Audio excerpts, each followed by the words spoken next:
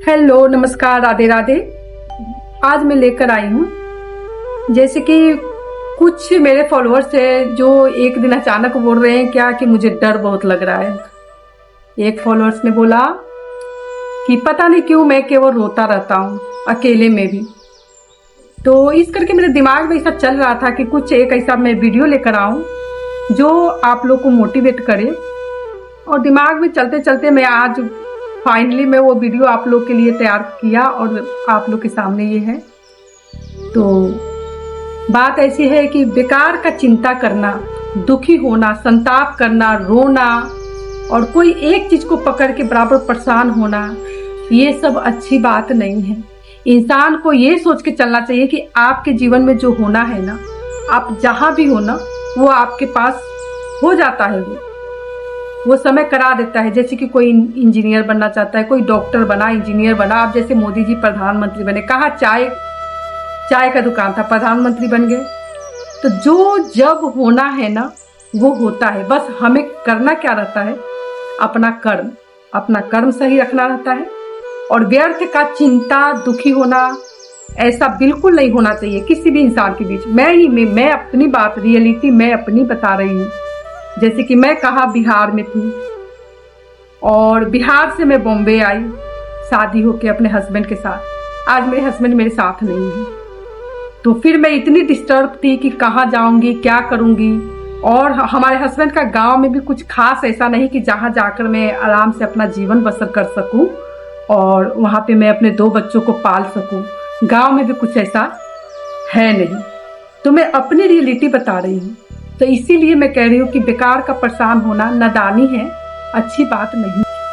इसीलिए मैं ये कहना चाहूँगी, जो भी मुझे अभी देख रहे हैं, खास करके उन लोगों के लिए है कि जो अपने जीवन में बहुत दुखी हैं, जो समझ नहीं पा रहे हैं क्या करना है और रोना, संताप करना, फिर वही दुख को लेकर बैठना। ये पहले भी मैंने कहा, ये बिल्कुल अच्छी बात नहीं है। मैं भी अपने लाइफ में बहुत छुप छुप के रोई हूँ, सारा जीवन में रोई हूँ। जब मेरे हस्बैंड भी कुछ ऐसे थे जो मानते नहीं थे, कहना अपने दिमाग से जो उनको मन करता था करते थे। मतलब बिल्कुल एक नहीं सुनना। पैसे कमाए, एक भी पैसा उन्होंने मेरे और बच्चों के लिए नहीं रखा। वो यही कहते थे कि समय है, चल रहा है, सब ठीक हो जाएगा, सब ठीक हो जाएगा। करते करते कोरोना आया। उस समय हमारा समय बहुत ही डाउन हो गया। उस समय ऐसा समय था कि हम लोग लहसुन की चटनी और रोटी खा के गुजारे हैं, हमारे हस्बैंड भी। और जो पैसे उनके पास थे गलत कामों में फंस जाते थे, वहां पैसे खराब कर देते थे। और उसका नतीजा क्या, मैं रोती रहती थी। मेरा कलेजा बिल्कुल ऐसा कांपता था जब वो पैसे गलत जगह खर्च करते थे या गलत जगह देते थे। जो पैसे का इज्जत न करे वैसे पर्सन को पैसा देना। तो ये सब देख के मैं इतनी कांप जाती थी और मेरा रूह कांप उठता था और मैं इतना रोती थी कि क्या बताऊं। और जब अचानक वो सब उनको तब ये सब बातें दिखने लगे, जब बुजुर्ग लास्ट अवस्था आने लगा जीवन का। तो जैसे हर इंसान का होता है बचपन, जवानी, बुढ़ापा। जब उनके बुढ़ापा का समय आने लगा तब वो चिंतित होने लगे, तब उनको फील होने लगा कि हमने अपने जीवन में कुछ किया नहीं। और कोरोना था, कोरोना में क्या करना था सबको मालूम है, क्या उस समय दुर्गति थी सबकी। और कर्ज बहुत हो गया, कर्ज भी हो गया। और ये सब लेके वो बराबर टेंशन में रहने लगे। और हुआ नतीजा ये कि उनका एक दिन ऐसा समय आया कि ब्रेन हैमरेज हुआ और उनकी ब्रेन हैमरेज के कारण मौत हो गई। फिर मैं यहाँ पे आपको एक बात मैं समझाना चाहूँगी। हर इंसान के जीवन का 3 अवस्थाएं होती हैं। पहला होता है बचपना, दूसरा जवानी, तीसरा बुढ़ापा। बचपना खेल के गुजर जाते हैं। जब आदमी का जवानी का पड़ाव आता है, उस समय जवानी क्या है, जब आपका पढ़ाई लिखाई खत्म हो जाता है, उस समय बेकार का समय बर्बाद ना करें। बराबर दिमाग ये लगाए कि कहाँ से हम क्या काम करें, क्या मेहनत करें, या चाहे वो मेहनत दिमाग से हो या शरीर से हो, और कुछ न कुछ करने की कोशिश करें। आजकल ऐसा कोई भी नहीं है। आजकल तो खैर भूखे कोई नहीं रह रहा है, सब इतना उपार्जन कर लेता है कि अपना पेट भरे और परिवार पाले। तो करना चाहिए हर इंसान को कोशिश। और जब पैसे कमाएं तो कभी भी गलत जगह नहीं खर्चना चाहिए। अपने पैसे को आप खुद कमा रहे हो, उस पैसे का इज्जत करो, है ना। अपने में खर्च करो, जितना हो सके खर्च करो, उसमें बचाओ और जो जरूरत खर्च है वही करें। तो इस तरह से आपका जीवन चलता है। और एक वक्त ऐसा आता है, पैसे तो जरूर बचा के रखनी चाहिए, आप अपने बुरे टाइम के लिए पैसे बचा के रखें।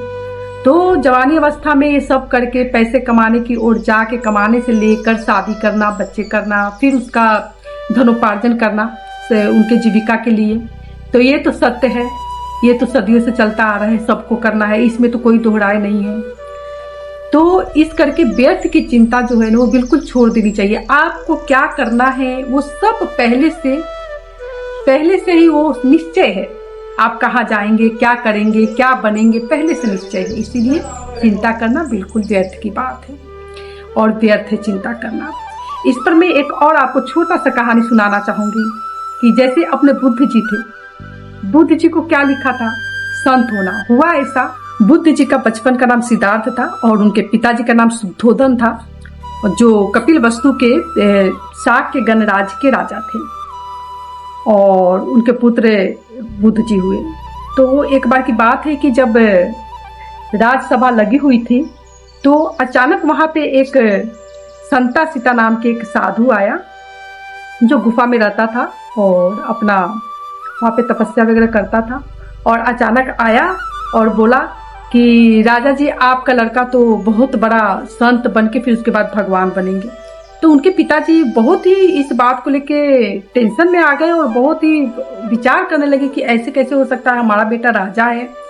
और उस दिन से उनके दिमाग में ये बात आने लगी और उस दिन से वो अपने बेटा को यानी सिद्धार्थ को जाने नहीं देते थे घर से बाहर कहीं, और एकदम राजसी व्यवहार में ही रखते थे। और संत क्या होता है, चाहे ये क्या होता है, संत होता क्या है, ये सब चीज से अनभिज्ञ रहे। बुद्ध जी को, ये सिद्धार्थ को पता न चले, उस करके वो राज्य के अंदर ही अपने बेटा को रखते थे और राजसी ढंग से पाला पोसा। लेकिन एक दिन अचानक क्या हुआ कि राजकुमार को बहुत घूमने का मन करता है और ये अपने रथ से घूमने निकलते हैं। जब घूमने निकलते हैं तो सारथी रथ चलाता रहता है। तो पहले ये घूमने जब निकलते हैं तो जाते रास्ता में देखते हैं कि सामने से एक बहुत ही बुजुर्ग बुढ़ा डंडा पे आ रहा है। तो कहते हैं, पूछते हैं, ये सिद्धार्थ पूछते हैं कि सारथी, ये सामने कौन आ रहा है ये? तो उनको देखने में अजीब लगता है, बुढ़ा इंसान तो बच्चे को देखने में अजीब लगता है, वो ज्यादा ही बुढ़ा था। तो सारथी बोलता है कि बुजुर्ग है, बुढ़ा आदमी है। तो फिर उनके दिमाग में ये बात हंट करने लगता है कि अच्छा, तो इसका मतलब है कि सबको एक दिन बुढ़ा हो। तो उस बुजुर्ग को देखते ही सिद्धार्थ के मन में बहुत तरह के क्वेश्चन आने लगते हैं कि हम भी एक दिन ऐसे ही बुढ़े हो जाएंगे। और वो साथी से पूछते भी है कि तो क्या हम सब एक दिन ऐसे ही बुढ़े हो जाएंगे? तो साथी कहते हैं कि यस, बिल्कुल, हम ऐसे ही एक दिन सबको बुढ़ा होना है। तो उस समय बुद्ध जी एकदम चिंता में पड़ जाते हैं, कहते हैं कि ऐसा बुढ़ा ही होना है हमको, तो फिर ये जीने का क्या मकसद है? तो फिर थोड़ा आगे जाते हैं तो फिर थोड़ा आगे जाने पर देखते क्या है कि सामने से एक अर्थी आ रहा है। लोग कंधे पर अर्थी उठाए हैं, बोल रहे राम राम सत्य है, मिट्टी में गत है, ऐसा बोल के अर्थी आ रही है। तो फिर सिद्धार्थ तो देखा नहीं रहता क्योंकि उनको तो राजमहल में ही रखा गया रहता है, उनको अभी तक ये भी पता नहीं कि इंसान मरता है। तो फिर वो पूछ पड़ते हैं अपने साथी से कि साथी ये क्या है? तो साथी जी फिर उनको समझाते हैं कि ये अर्थी है। तो बोल पड़ते, तो इसको कंधे पर, राजकुमार फिर बोल पड़ते कि इसको कंधे पर लेकर क्यों सब जा रहे हैं? तो बोलते हैं सारथी कि इसको कंधे पर लेकर सब शमशान जा रहे हैं। और तो फिर क्या होगा? तो समझाते हैं कि जब ये शमशान जाएंगे तो इनको अग्निदाह दिया जाएगा और इनको जला दिया जाएगा। तो फिर उस समय चक्कर में पड़ जाते राजकुमार, सोचने लगते कि ये क्या है, ये क्या अब दूसरा फंडा है कि अब ये अर्थी है, ये इंसान मर गया, इंसान जन्म लिया, बड़ा हुआ, मर गया, फिर ये जीवन क्यों? जब इंसान को मरना ही है तो ये जीवन क्यों? उनके दिमाग में ये बात, देखो शक्ति कैसे काम कर रही है, वो कैसे संत बने। तो उनके दिमाग में कहते कि इंसान जन्म लिया तो फिर मरना ही है, तो जीवन क्यों? ये सब बातें उनको, देखो शक्ति कैसे काम कर रही है और उनको किस दिशा ले जा रही है। तो फिर इसी उधेड़ बुन में थे, इसी सोच में वो डूबे हुए थे कि थोड़ा और आगे जाते हैं तो एक फकीर आता रहता है सामने से, जो डांस करता रहता है। फिर जब सामने से वो देखते हैं कि एक फकीर आ रहा है और वो डांस कर रहा है, फिर राजकुमार पूछ पड़ते हैं कि सारथी ये क्या, ये कौन आ रहा है सामने से। तो फिर सारथी समझाते हैं कि ये एक फकीर है जो डांस कर रहा है, डांस में मग्न है। अब राजकुमार पड़ जाते हैं बहुत ही ज्यादा गहरी सोच में कि मैं एक राजा होकर, जिनके राज दरबार में धन दौलत की कमी नहीं, कोई सुख की कमी नहीं, और आज तक मैंने डांस नहीं किया, ये क्या राज है, और ये क्या राज ये डांस कर रहे हैं, और हम डांस जानते भी नहीं, और ना मैं कभी नाचा। तो एक फकीर डांस कर रहा है, उनके मन में क्या ऐसा हलचल है, जबकि मैं उससे ज्यादा मैं धनी, उससे ज्यादा मेरे पास सोना चांदी हीरे मोती जवाहरात महल सब, और आज तक मैंने डांस नहीं किया। ये बात उनको, आज तक मैं ऐसा खुश नहीं हुआ, और ये फकीर है कितना खुश है। तो वहां से देखिए शक्ति कैसे काम करती है, और वहां से वो क्या बन जाते हैं। जब वो वापस घर आते हैं, घर से फिर राजमहल छोड़ के, अपने परिवार को छोड़ के चले जाते हैं, चल पड़ते हैं एक पेड़ के नीचे। सबको पता है बड़े पेड़ के नीचे उन्होंने अपना तपस्या किया, और क्योंकि उन्हें देखिए कैसे कैसे समय गया, और कैसे कैसे वो गए और फकीर बने, फकीर से संत, संत से भगवान बने। वो आज उनको दुनिया पूछती है। तो कहने का मतलब ये है कि आपके जीवन में जो घटित होना है वो होना है, उसको कोई भी नहीं बदल सकता। जैसे मैंने अपने बारे में बताया, मैंने अपनी भी एग्जाम्पल आप लोगों को दी। तो हस्बैंड के गुजरने के बाद मैं बहुत डिस्टर्ब थी, इतना डिस्टर्ब थी कि आप लोग नहीं मानोगे। जब मैं गांव गई, गांव दूसरे साल गई, फिर जिस साल मेरे हस्बैंड गुजरे उसके मैं दूसरे तीसरे साल में गांव गई। बच्चों की गर्मी की छुट्टी थी और मेरी भी छुट्टी थी, तो मैं गांव गई।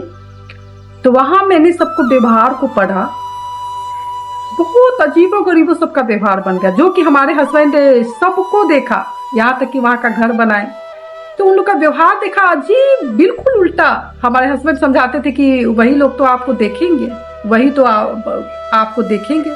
मैं देखी कि एकदम उन लोग का व्यवहार बिल्कुल उल्टा। मैं सोची कि बाप रे, ऐसा होता है इंसान। और सब मेरा हस्बैंड का किया कराया, उस पे सब अपना करके बना लिया घर। तो कहते कि मैंने सब किया। और उल्टा जब वो जिंदा थे तो कोई उनके सामने सर उठाने का हिम्मत नहीं करता था। वो आज बोल रहे कि उन्होंने ऐसे किया तो ऐसे किया, बताइए, जो मुझे भी नहीं मालूम है। और सोचिए मैं कितना परेशान थी, और परेशान वास्तव में मैं बहुत परेशान थी। बॉम्बे आई, बहुत तरह के काम किए। ऐसे तो काम मैंने हस्बैंड की जिंदगी में किया, जब मैं काम करना चाहती थी वो करने नहीं देते थे, और जब काम करने निकली तो मुझे काम नहीं मिल रहा था। तो मुझे जो भी मिला मेहनत का मिला, मैंने मेहनत भी बहुत किया है। यहाँ तक कि मैंने सिनेमा में टिकट चेक करने का भी मैंने काम किया है। तो मैं भी बहुत डिफिकल्ट से गुजरी हुई हूँ, लेकिन अब जाके इतना है कि मैं 2 इज्जत का रोटी मैं खुश होकर खाती हूँ, अपने मेहनत का खाती हूँ, किसी का नहीं खाती, इतना मुझे संतुष्टि है। और मैं आप लोग को यकीन दिला दूं कि जो गलत है ना, जिनकी सोच गलत है ना, उनकी सोच गलत ही रहेगी और उनका जीवन भी वैसा ही रहेगा। जीवन भी वैसे, गलत सोच पे क्या जीवन बनेगा, वैसा ही बनेगा। तो इसीलिए व्यर्थ की चिंता ना करें। आप लोग को पता भी होगा, चिंता से चतुराई घटे, दुख से घटे शरीर, सबको पता है ये कहावत। तो इसीलिए बेकार का चिंता करने से बचे और खुश रहने की कोशिश करें। तो मेरे हस्बैंड का ही सब घर वगैरह बनाना, उन लोगों ने केवल किया क्या, प्लास्टर वगैरह कर लिया, पेंट कर लिया। तो कहते सब हमने किया, नींव से लेकर लिंटर तक का काम किया। आज मैं जाती हूँ, मेरे को रहने के लिए जगह नहीं। हालांकि इस तरह से उन लोगों ने प्रताड़ित किया। अभी छोड़ो, मैं वो सब बात कहना नहीं चाहूंगी। जब आदमी क्या होता है वो सोचता है, तो सोचते सोचते आदमी वो बात बोल देता है जो उचित नहीं है। अब उनको जो समझ आया किया उन्होंने, और मैं ऐसी सोच की हूँ। मैं तो ये, अब मुझे समझ आया, अब मुझे रियलाइज हुआ कि खुश रहने के लिए ना पैसों की जरूरत नहीं है। मैं ये हकीकत आप लोग को बोल रही हूँ, खुश रहने के लिए ना ढेर सारे पैसों की जरूरत नहीं पड़ती है, और इसीलिए फालतू का चिंता नहीं करना चाहिए।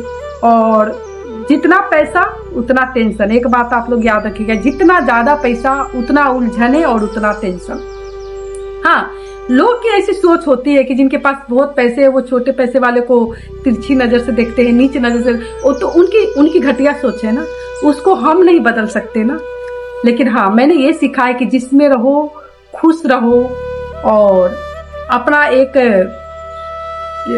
जीवन अपना एक जीने की कोशिश करो ऐसा जिसमें आप खुश रहो। कुछ ऐसा उल्टा पुल्टा नहीं करो जो आपको टेंशन दे और आपको कुछ ऐसा सोचने को मजबूर कर दे, है ना, कि मेरे से गलत हो गया। और कभी भी आप लोग ये भी है कि सच्चे राह पे चले, कर्म अच्छा करें, निश्चित रूप से भगवान आपको वो सब कुछ देंगे जिसके आप हकदार हैं, है ना। जिसके आप हकदार हैं वो सब कुछ आपको जीवन में मिलेगा। बस करना यहाँ है, अपनी तरफ से गलती नहीं करनी है, किसी को ठेस नहीं पहुंचाना है ना, किसी को दुखी नहीं करना है। अब हम जिसमें है उसमें खुश रहिए, अपने मन को नहीं बनाना है। Thank you so much. व्यर्थ का चिंता आपको अंदर से खा जाता है और व्यर्थ का दुख आपको तोड़ के रख देता है। तो इसलिए आप लोग से निवेदन है, जो दुखी ज़्यादा होना अच्छी बात नहीं है और टेंशन लेना भी अच्छी बात नहीं है। और जितना है उसमें खुश रहे, और खुश रहना दुखी रहना ये आपके ऊपर निर्भर करता है। ये होता है नहीं कि नहीं हमको दुख है, दुख को लेके रो रहे हैं, ये सब खुद पे निर्भर करता है कि हमें खुश रहना है या दुखी रहना है। चिंता आपको अंदर से खा जाता है और दुख आपको अंदर से तोड़ देता है। इसलिए जो आपके जीवन में जो होना है वो होगा, जो पहले से तय है, और वो होके रहेगा। और रो के और दुखी होके कुछ नहीं बदलने वाला। हाँ, आप ये कर सकते हैं, चेंज अपने को कर सकते हैं, खुद को खुश रहें और कोशिश करें दूसरे को भी खुश रखने की, किसी को टेंशन ना दे, कोशिश करें।